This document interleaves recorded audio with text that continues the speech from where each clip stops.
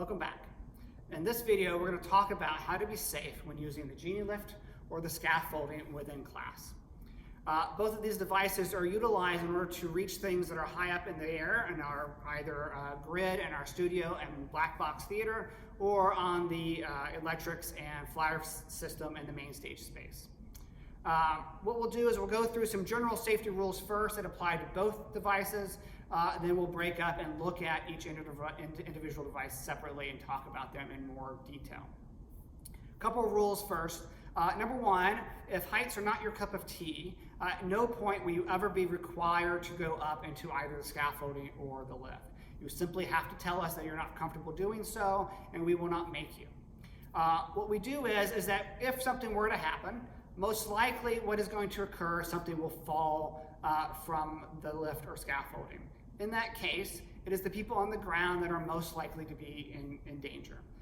So we ask that everyone go through this training, even though if you don't think you'll ever use the device, you will undoubtedly be in the space while it's being used at some point, and we want to make sure that you are being safe while around the equipment at all times. Second is anytime we're using the equipment, you want to have at least a partner or one person with you who's staying on the ground and watching out for what is going on around you and supporting the person in the air. That person we'll call the ground person.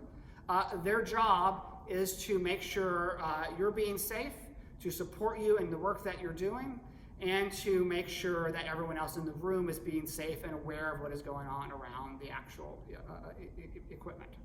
There are a lot of people in this course. As I'm working on the scaffolding or lift, I may make a series of calls and warn people in the room about what is going on, but at any given point in time, someone else may walk into that room who had not heard the call, is unfamiliar with what the current situation is. It is the role of that ground person to make sure those new people are aware of what is happening at all times. So you do take that role pretty seriously within class and making sure that your fellow classmates are safe at all times. We are a hard hat theater. So if you're using the lift or scaffolding, either going up in the air or staying on the ground, or if you're even working around it at any point in class, you want to make sure you have a hard hat on. We have a series of hard hats in the room. They're mostly green. They will not be as cool as mine, but that's okay. It'll still be just as safe for you. If you have never used a hard hat before, it is just like most hats. It is going to go onto your head. There will be a knob in the back here to tighten it for you, and a chin strap to help it keep it attached to your head. When I put this on, I'm going to set it onto my head, place the chin strap on, and tighten the back end so that it's nice and snug and it's not going to fall off. What we don't want to happen is while you're going up in the air for your hard hat itself to fall off and become the thing that lands below you. Okay? So do make sure you have that on at all times. When we get into the equipment here in a minute, you'll see me wearing it for the entirety of the rest of the videos. Next thing I want to do for either device is make sure my pockets are empty and I take out any jewelry or watches that I am wearing at that time. They can be a safety hazard.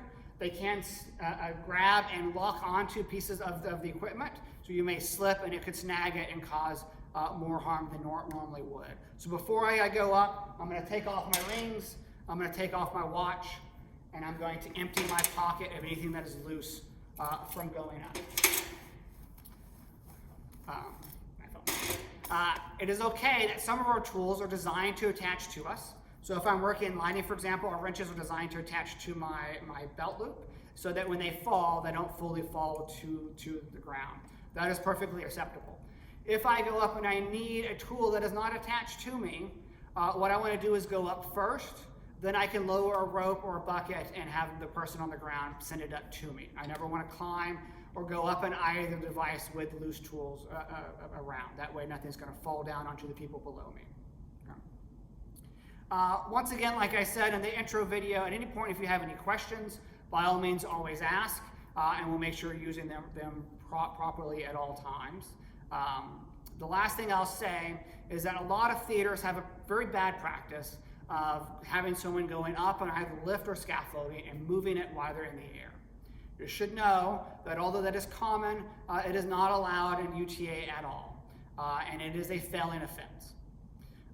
Most theaters do it because they're in a rush and they're in a hurry to get things done, and although it is technically faster, it is also very much unsafe. The devices, you will see all kinds of beautiful stickers that warn you about doing such things.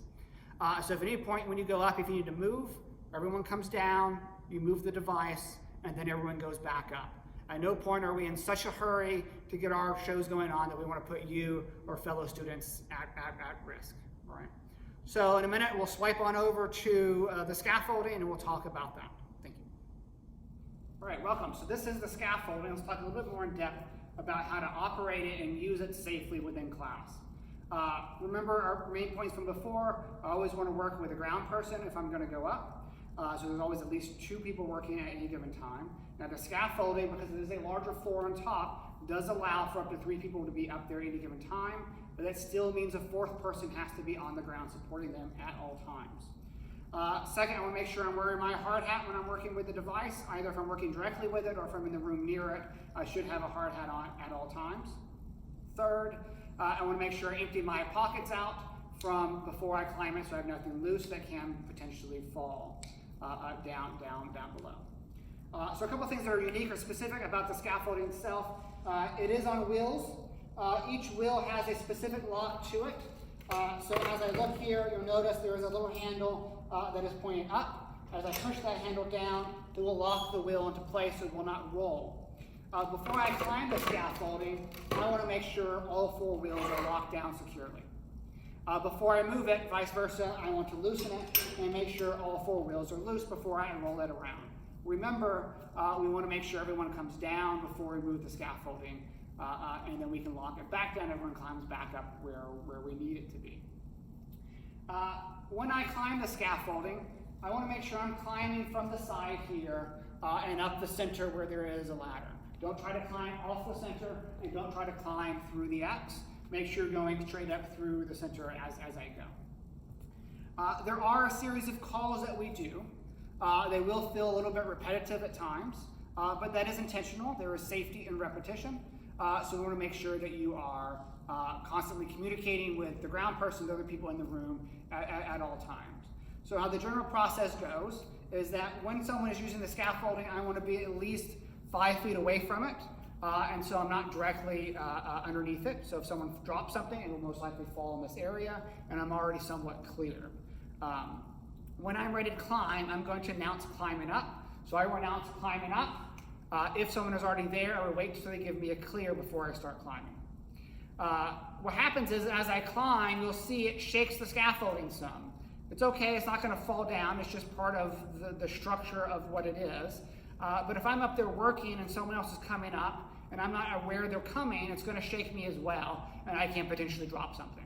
So you want to make sure that they're finished doing what they're doing or a place that it's safe for you to start climbing.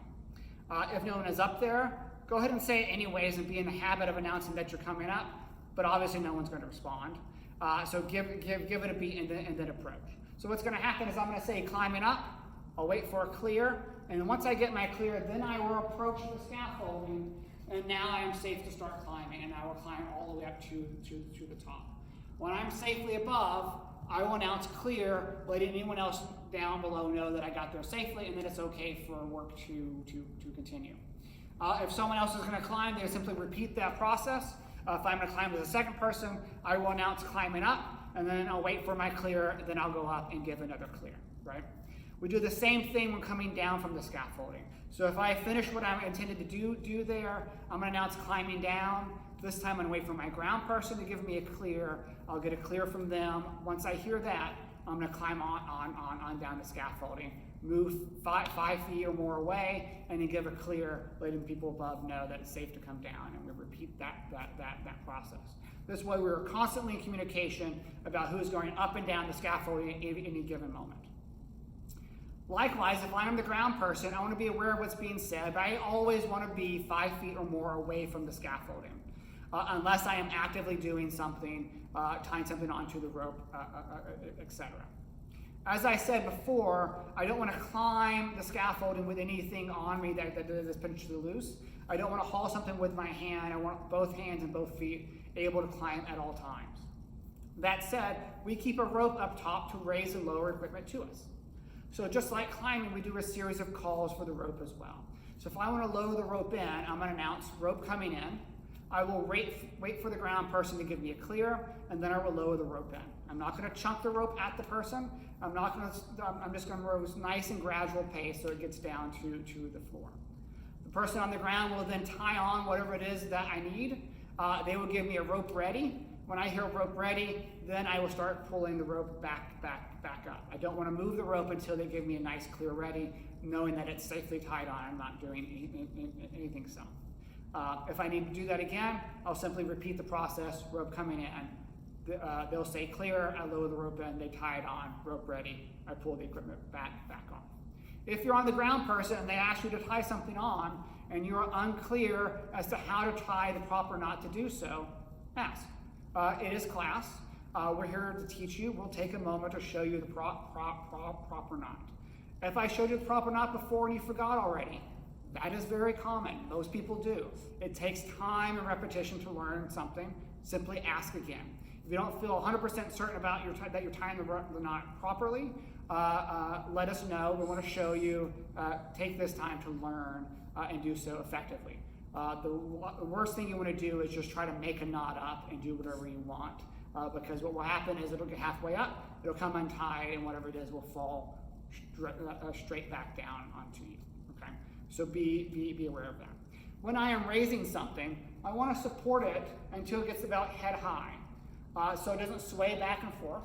When it gets about the height of my head, then I want to move back to my 5 foot mark. Okay. And be out of the way. That way, in case they drop the rope or something happens, you're clear from what is going on. The next thing you should be aware of is when you're at the top of the scaffolding, the grid and the equipment can hang kind of low. So if I am not being careful, I can easily bump my head onto the lighting equipment or scenery or wherever else is actively up there. Another reason why you have a hard hat on at all times. So be aware of your surroundings. It can also be a little crowded with 3 people working at one time. So the idea is when you're going up there with more than one person, you're working as a team on the same project, not working against each other, not trying to work on multiple different things at any given point in time. If I do happen to need to use a tool that is not attached to me, what we do is we call loose tools. So let's say I need to use a screwdriver that can't be attached to my belt loop or the scaffolding, but I need to do it for whatever it is that I'm doing there. So what I'm going to do is I'm going to have the person on the ground put the screwdriver in a bucket. I'll raise the bucket to me, I'll use it, and I will announce loose tools. If you're in the room and you hear loose tools, you should be aware and move further away from the scaffolding than you normally would. So take that 5 feet and double it to 10 feet. Loose tools doesn't mean that something is going to fall. It just means that something is more likely to fall than normally. It is particularly useful in small tools that are easily slipped out of my hands, etc. If you're the ground person and you hear these calls, as I said before, people will come in and out of the room that were not there at the moment they were called. Make sure you remind them, tell them what's going on. So if the next person comes into space and they didn't hear me call loose tools, remind them, say, hey, they have loose tools, you should stand a little bit further away from the scaffolding at this point in time. Okay. All right, now let's talk about the lift. You'll hear us call this by multiple different names throughout the semester. Lift, personnel lift, or genie. All of them referring to the same device. Just be aware it is technically called a personnel lift. That's often shortened to lift because no one wants to say that whole thing. Or you'll hear us called genie. Genie is simply the brand name and is common slang in theater for the actual device. Much like the scaffolding, it's meant to go up high. It is meant only for one person to be in there at any given moment, and I'm always going to have a ground person working with me, just like the scaffolding is. The key to being safe with the lift is knowing how to set it up properly. So we'll go through it, but if you start using this in class and it has been a week or so since you watched the video, by all means ask and we'll step you through the process in person in that moment. So the first thing I'm going to do is turn the lift on. You're going to need a key from myself or some of the other staff and faculty members in the course. Just make sure you return it to us when you're done. Like most keys, I'm going to put it in the key slot and turn it to the right, and I should see a little green light on. If you see one of these 2 red lights on, just let us know. It is not an emergency. It just means that one of the external batteries is running low, and we'll need to charge it, etc. Once this lift is on, I'll see a little green light right here. That's telling me it has power. If that light is not on, most likely this red knob has been pressed in, which cuts off the power from there. So the first thing you want to do is check that pull the knob out and I should see the green light. If this knob is pulled out and the light is still off, something is wrong. Let myself, Polly, or DJ know, and we'll help you fix and figure it out. Don't try to use the lift at that point. What I'm now going to do is there's a series of legs set up that go around the lift to help to support it from rolling while I'm using it. We call these legs outriggers. I'm going to show you how to put one in, and we'll look at how to go up into the air. So I'm going to come around to the back side of the lift where they're all stored. I'm going to grab one out. It doesn't matter which one goes in which space. And I'm going to come down to the bottom to one of these 4 slots at the base, and I'm going to push this in. And you'll see a little metal screw here which will pop out and lock in. You should get a nice loud lock noise. Now if I try to move it, the leg is going to stay in place and won't fall out. Make sure you have a nice secure lock at all times. We do use little wooden triangles that we set between the outrigger and our Marley floors. This is not a safety thing, but helps to make sure the floor doesn't get scarred up or damaged. So we just simply ask that anytime you're using it in this space that you use those wooden blocks at all times. Now, what's going to happen is I want to put all 4 outriggers in first, and then we'll look at how to tighten them down. Look at that. All 4 outriggers are on. Let's look at how to tighten them. Now, first thing I want to do is make sure all 4 are in place, but none of them are tightened yet. The order to which we do this matters. That is not true for all G&E lifts, but our specific models does matter. So what I want to do is tighten the back 2 first, and then the front 2. And when I refer to the back, I'm referring to the end here away from the basket where these green hard hats in the battery pack is. The biggest mistake people make when approaching the lift is when they tighten them, they think of it as a contest of strength, and they go as strong as they possibly can. That is not true. The outrigger is not designed to support me in the air. It is simply designed to prevent the genie from rolling away from me while I'm moving. So what I'm going to do is take the outrigger, and I'm going to move it and just tighten it up until I get a little bit of resistance, and then I'm going to stop. And by that point, you will see on the screen a little green light will pop on that corresponds to that outrigger. Right, so what I'm going to do is I'm going to tighten all four of them, and then we'll look at how to go up. Now that I have all 4 outriggers tightened, the last thing I want to do before I climb in is down here in the bottom corner, you'll see a bubble up.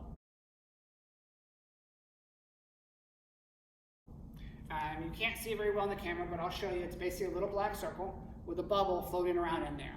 It's going to tell me whether or not the lift is nice and safe and level before I go up. I want to check that, make sure the bubble is in the center of that circle. If it is not, most likely one of these outriggers has been over-tightened and needs to be loosened and moved to be level. Never go up with that bubble not in the center of the circle.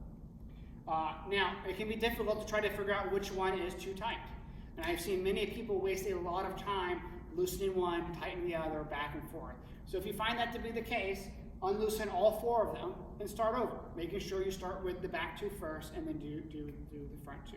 The most common cause of it not being level is either you went in the wrong order or someone got a little overzealous when they were trying to tighten the outriggers down. And I'll show you something real fast to demonstrate this point.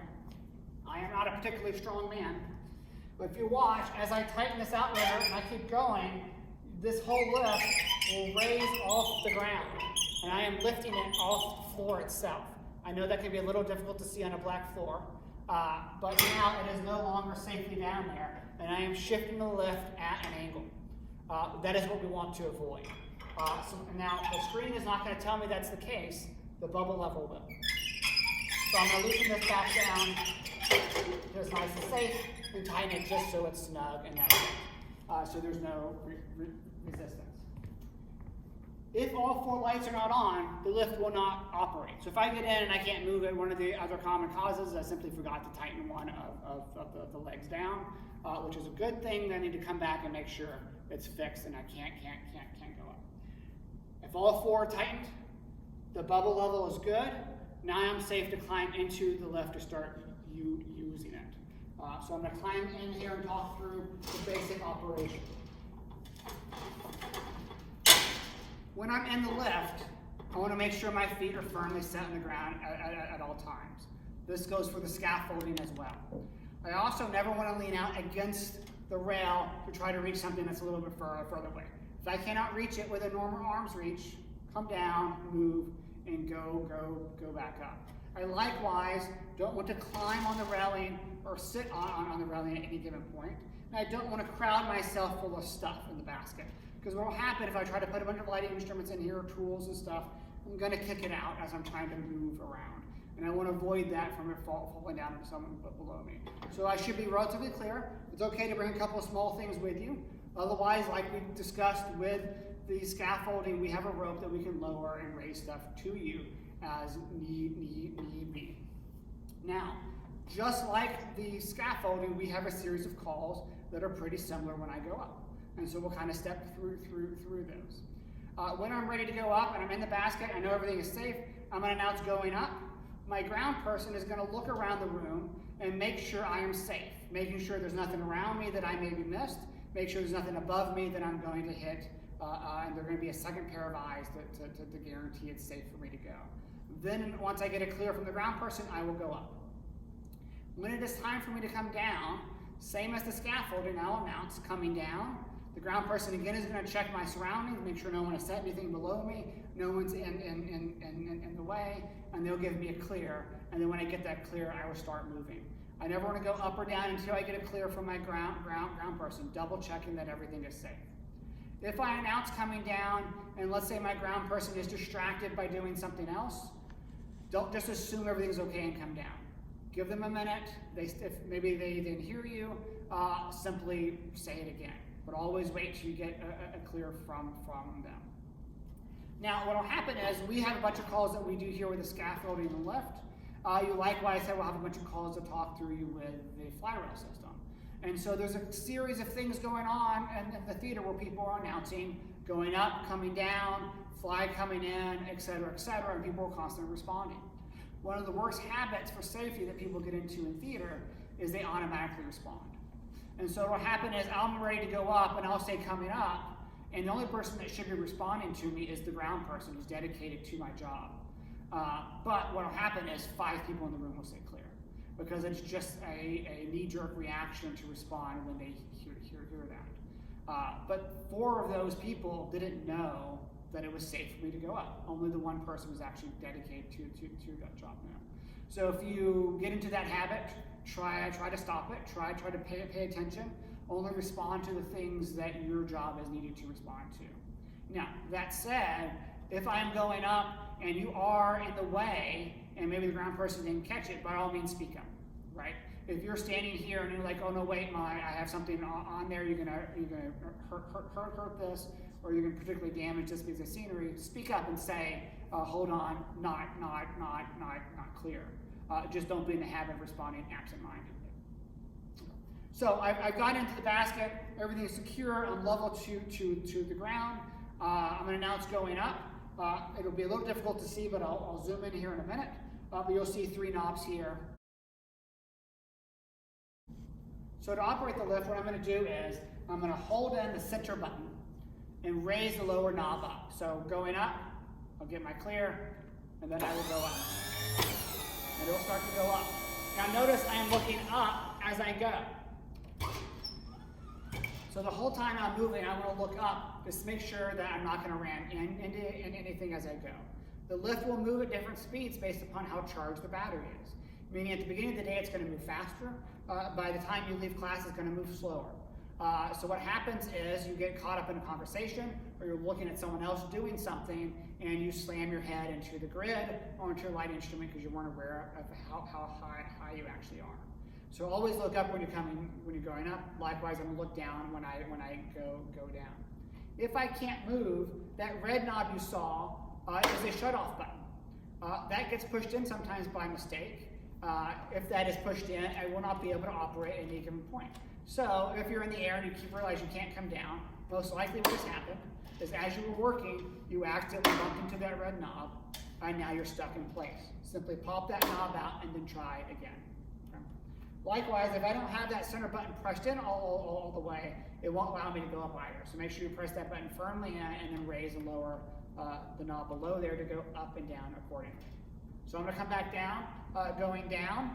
I'll wait for my clear. Once I get my clear, I'll come on in at all time. When I get to the bottom, sometimes the lift will stop slightly short. So I want to make sure one last time that I'm fully down at the actual base. If I need to, I can give it one extra little push. And then when I'm done, I can raise this and come out of full. When I'm done for the day, what I want to do is pack everything away in the opposite order that we showed you before. So simply take the outriggers off, store them in the back side, turn the lift back off, give it to whoever you got the key from, and there's a battery in the back here you want to plug in if it's the end of the day to make sure it's nicely charged for whoever's coming in next. And that's it. You're now safely trained. We'll touch on these key points on the first day of class, and we'll remind you throughout the whole semester of make sure you're always being safe. But as I said before, always ask questions. If you're not comfortable, you don't have to go up within the equipment. However, this is a class, and we encourage you to learn and to experience whether you want to fully. All right, we'll see you in class.